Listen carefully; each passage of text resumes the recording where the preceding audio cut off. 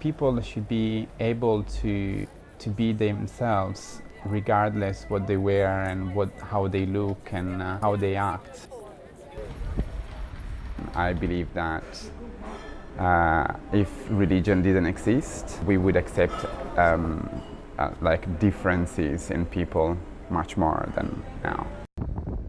I never believed this story, but apparently it's true. And the first LGBT movement in Italy started in Sicily and was started by a priest. I think every person has secrets and things that they don't want to reveal. And for me, it was okay just to keep those as me being gay as a secret. When I used to play basketball in Sicily, it wasn't very easy for me to come out as a gay person.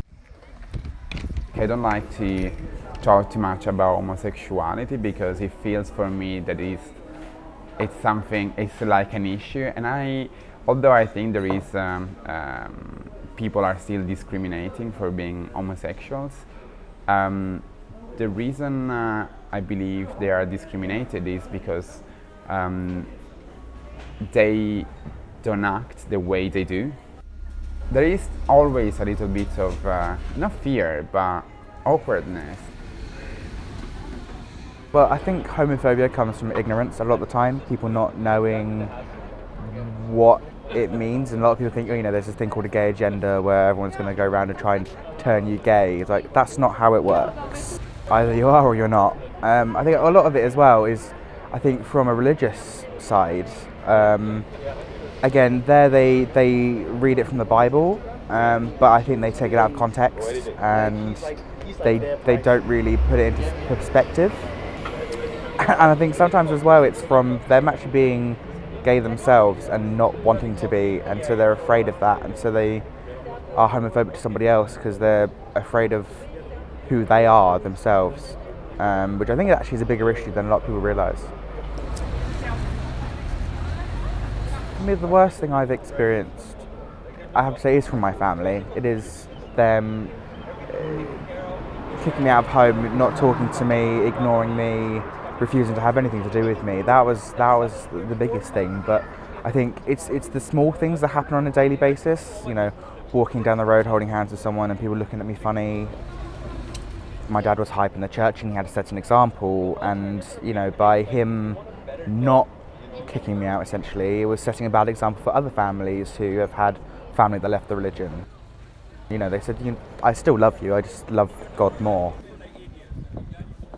Writing music and writing how I felt at the time was a way for me to almost not feel it anymore. I'd sort of put it into a physical form, it was down on a piece of paper, and I didn't need to hold it in anymore because it was there.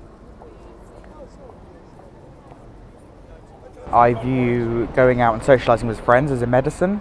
I am one of those people that, if I didn't force myself out, I would stay home, play video games, stay in bed, that kind of thing. So I try and make myself go out at least once a week to see friends, because I know that I'm going to feel upbuilt and they're going to make me feel happy again.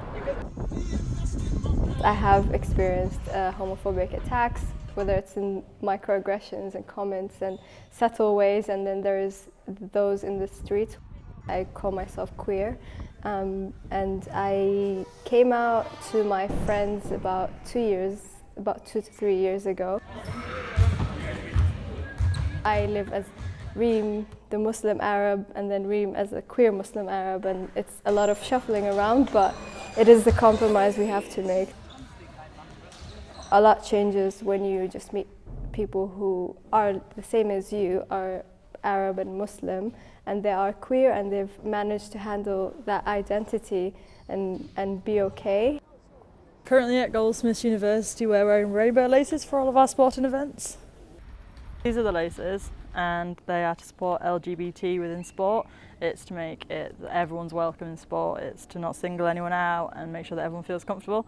They've been accepted in the FA this year, so they're going to be widely around sport. It's for any kind of sport, so we're from basketball, so we're going to try and get all of the girls to wear them at varsity. Make sure that everyone feels welcome and that there's no boundaries and no kind of cut-offs for sport, because it's something that everyone should be involved in.